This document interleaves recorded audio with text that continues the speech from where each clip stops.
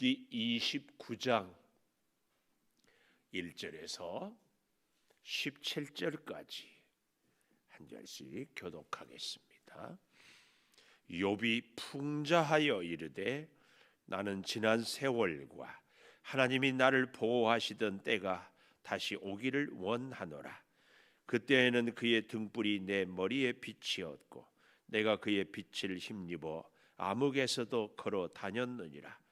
내가 원기 왕성하던 날과 같이 지내기를 원하노라. 그때에는 하나님이 내 장막에 기름을 발라 주셨도다.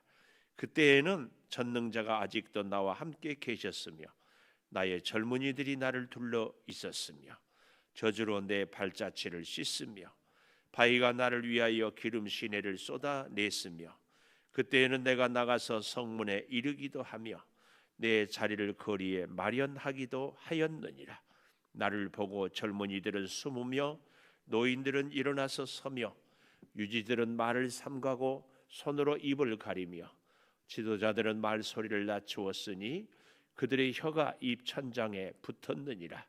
귀가 들은즉 나를 축복하고 눈이 본즉 나를 증언하였나니 이는 부르짖는 빈민과 도와줄 자 없는 고아를 내가 건졌음이라. 망하게 된 자도 나를 위하여 복을 빌었으며 과부의 마음이 나로 말미암아 기뻐 노래하였느니라.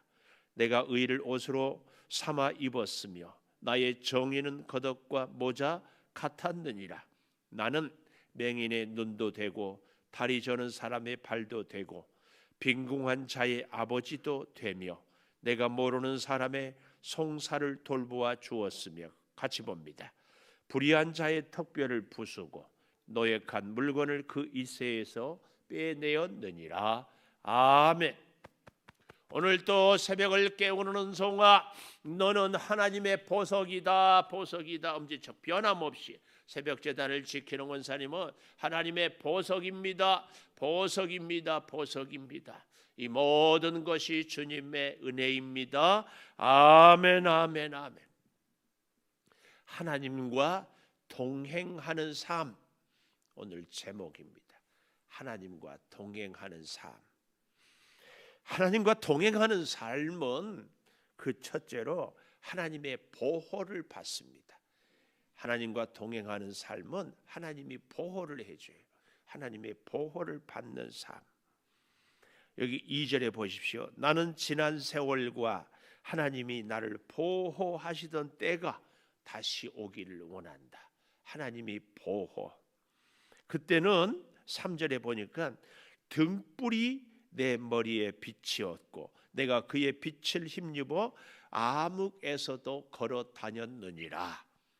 여러분, 우리는 하나님의 보호, 하나님이 동행하시면 모든 고난이 혹은 어려움이 문제가 없는 것으로 생각하는데 오늘 욥은 이렇게 얘기합니다. 어떻게 해요? 암흑에서도 걸어 다녔다. 암흑, 고난, 시련, 아픔, 고통이지요. 그런 가운데서 더 걸어 다녔다.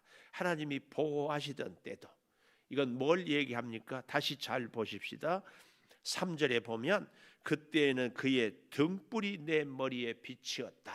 그래서 고난, 암흑에서도 걸어 다녔다. 등불이 내 머리에 비쳤다. 이 말은 하나님의 지혜의 등불이 내 생각에 내 머리에 비치어서 고난을 시련이 있을 때 잘 해결하고 극복하고 문제가 있을 때 그 문제를 통하여 오히려 하나님의 능력을 은혜를 체험하게 되는 이런 모습들을 여기 등불이 내 머리에 비치었다. 이렇게 표현하고 있습니다. 아무것도 보이지 않는데 말입니다. 하나님의 등불이 있으니까 보이지 않는 데서 길을 헤쳐나가고 보이지 않는 데서 문제를 해결하고 하나님께서 보여주는 거죠. 하나님의 등불이 있는 곳에는 그 암흑 가운데서도 암흑이 암흑으로 되어지는 것이 아니라 밝혀지는 그런 은혜가 있게 되는 것을 볼 수 있습니다. 그래서 3절 마지막에 내가 그의 빛을 힘입어서 그의 빛을 힘입어서 암흑에서도 걸어 다녔다. 오늘 저와 여러분도 바로 이런 은혜가 있기를 축원합니다. 이 겨울이면은 참 날씨가 차갑잖아요. 그래도 우리 이 성전 안에 들어오면 이 추운 날씨가 전혀 우리를 춥게 하지 않고 아주 따뜻하게 하는 것은 이 성전의 난방으로 또 이 벽으로 보호해 주시기 때문에 그렇습니다. 오늘 우리의 인생이 어려움이 많고 암흑이 있어도 하나님이 동행하시고 하나님이 등불이 되어 주시면 암흑 속에서도 우리는 걸어 다닌다. 늘 생활하고 늘 형통하고 늘 복된 삶을 살게 될 줄을 믿습니다. 그뿐만 아니고 걸어 다니면데 여기 4절에 보면 원기 왕성하던 날과 같이 지내기를 원한다. 걸어 다닐 때 원기 왕성하게 지냈다. 나아가서 4절 마지막에 보면은 그때에는 하나님이 내 장막에 기름을 발라 주셨다. 기름, 아주 윤택한 삶, 좋은 땅을 기름진 땅이라고 그래요. 좋은 음식을 기름진 음식이라고 이렇게 표현합니다. 그러니까 내 장막에 기름을 발라주셨다. 이 말은 내 가정에 필요한 모든 것을 풍족하게 채워주셨다. 이 말씀입니다. 고난이 있지만 그래도 고난을 극복하게 하시는 하나님의 보호, 그 하나님의 보호하심으로 인하여서 장막에도 또 내 삶에 원기 왕성하게도 해주셨다. 이 말씀입니다. 더욱 놀라운 것은 이런 생활에만 머무른 것이 아니고요. 5절에 보니까 전능자가 아직도 나와 함께 계셨다. 이 아직도 이 말은 계속해서 함께 계셨다. 그래서 젊은이들이 나를 둘러 있었으며, 여기 할 때 이 젊은이들은 나의 젊은이, 성경은 이렇게 표현하고 있습니다. 곧 누구를 얘기해요? 욥의 자녀들. 욥의 자녀들이 둘러 있고 저주로 내 발자취를 씻으며 물질의 풍요로움이죠. 바위가 나를 위하여 기름 시내를 쏟아내며. 우리가 맷돌을 갈고 또 특별히 요즘에는 방앗간에 가면은 기름을 짤 때 큰 쇳덩어리가 두 개가 맞물려 가지고 콱 누르잖아요. 그 옛날에는 이 단단한 돌을 갖다가 이 기름을 짜는 도구로 이용했습니다. 그래서 여기 이 말씀, 바위가 나를 위하여 기름 시내를 쏟아냈다, 이 말은 그 표현을 이렇게 하고 있는 것입니다. 그래서 이 욥의 가정에는 참으로 넉넉하고 부요한 자녀들도 형통한 삶을 살게 되는 것, 어두움에 다님에도 불구하고 하나님의 보호가 이렇게 임하였다, 이 얘기입니다. 하나님과 동행하는 삶은 첫째로 이렇게 하나님의 보호로 인하여서 삶의 가정에 넉넉하다면은, 두 번째로는요, 하나님과 동행하는 삶은 사람들에게 존경을 받는 삶이다, 이 말씀입니다. 사람들에게 존경받는 삶은요, 7절에 보십시오. 내가 나가서 성문에 이르기도 하며 내 자리를 거리에 마련하기도 하였다. 어디를 가든지 욥의 자리가, 그 모습을요 좀 더 잘 설명하는 것이 8절이거든요. 8절, 나를 보고 젊은이들은 숨으며. 너무 존경하니까 어려워서 우리도 그러지 않습니까? 참 존경하고 하는 분들은 어려워서 가까이 가기가, 그래서 좀 존경은 하지만 불편해서 피하는 거죠.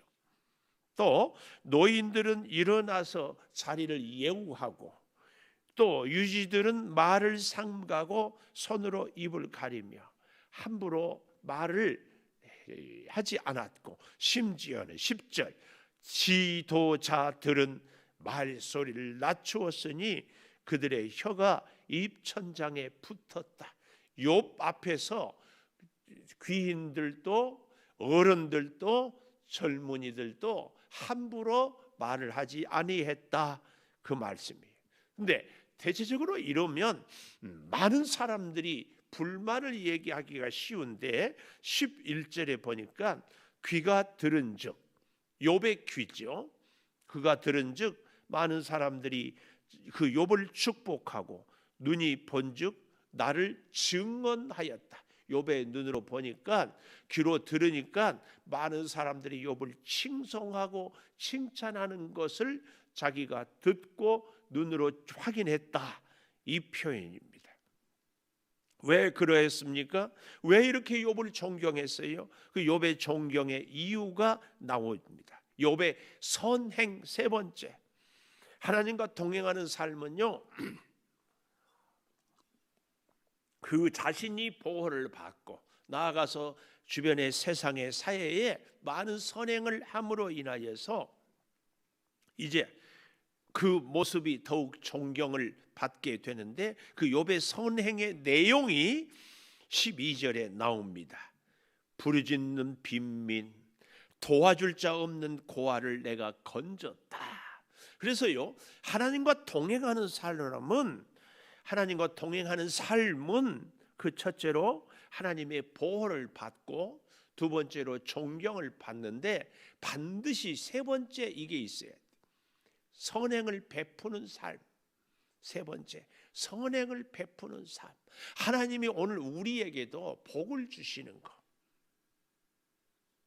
이웃에게 사랑을 베풀려고 어려운 시대를 살아갈 때에도 우리는 우리에게 주어진 것으로 반드시 하나님이 만나게 하는 사람들에게, 그래서 교회를 통해서도 우리 개인을 통해서도 우리가 작은 것이라도 자꾸 나누는 훈련을 꼭 해야 할 줄을 믿습니다. 또 보십시오. 13절에 보면 망하게 된 자도 나를 위하여 복을 빌었다. 한없이 망하게 된 사람들은 세상을 다 부정적으로 볼 수밖에 없는데, 심지어는 그런 사람들까지도 욥을 위하여 복을 빌었다, 그 말입니다. 그래서 여기 14절에 내가 의를 옷으로 삼아 입었으며 나의 정의는 겉옷과 모자 같았다. 도울 뿐만 아니라 공의를 세웠어요. 이 성경이 말하는 의는 사람을 살리는 것이 의라고 하지 않았습니까? 자꾸 욥은 주변의 사람들을 살리고 하나님의 공의와 질서를 세워가는 그런 사람이에요. 이 모습이요, 이 하나님의 정의를 세우는 이 모습이 이제 그 이후에 나오고 있는데요. 15절에 보십시오. 그는 이렇게 정의를 세웠어요. 맹인의 눈이 되고 다리 저는 사람의 발이 되고 빈궁한 자의 아버지가 되고 모르는 사람, 전혀 모르는데 억울함을 당하는 사람들의 송사를 돌보아주고, 또 마지막 17절 불의한 자의 턱뼈를 부수고, 여기 왜 하필이면 턱뼈를 얘기합니까? 불의한 자는 자꾸 불의를 얘기함으로 억울한 일을 당하게 하고 자기 이익을 취하는 자의 그 입술에, 그래서 그 턱뼈를 얘기하라고. 그리고 노획한 물건을 그 이세에서라도 빼내어 억울한 사람에게 주는 그러한 일을 감당했다 하는 것을 보여주고 있습니다. 결국 하나님과 동행하는 삶은 그 첫째는 하나님의 보호를 우리가 받아요. 모든 삶의 영역에서 보호를, 어둠 가운데서도 그러함으로 사람들에게 두 번째로 존경을 받고, 존경을 받은 것은 나중에 세 번째로 반드시 열매를 맺는데 욥의 선행으로 열매를 맺게 되는 줄을 믿습니다. 오늘 사랑하는 여러분과 저도 오늘 하나님과 동행하는 우리 인생의 이 3단계의 은혜가 있기를 축원합니다. 하나님의 보호, 사람들에게 존경, 그래서 사람들에게 선행을 베푸는 그런 은혜가 꼭 있기를 축원합니다. 기도하겠습니다. 아버지 하나님, 감사합니다. 아버지, 욥의 고백을 통하여 하나님과 동행하는 우리들의 삶을 사모합니다. 하나님의 보호를 받으며 많은 사람들에게 존경을 받으며, 그래서 어려운 이웃들을 돕는 욥의 선행이 우리들의 선행이 되게 하여 주시옵소서.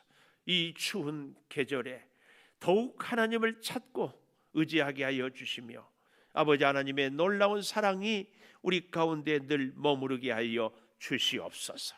사랑하는 성도들의 가정에 기름을 발라주시고 만나는 사람들에게 존경을 받고 주의 뜻을 이루며 살게 하여 주시되 하나님이 우리 인생의 가장 우선순위가 되게 하여 주시옵소서.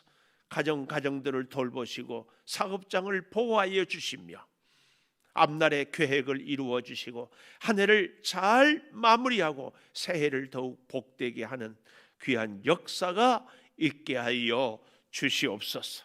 지금은 우리 주 예수 그리스도의 은혜와 아버지 하나님의 무한하신 사랑과 성령의 감동하심이 영원토록 함께 하시옵기를 간절히 축원하옵나이다. 아멘.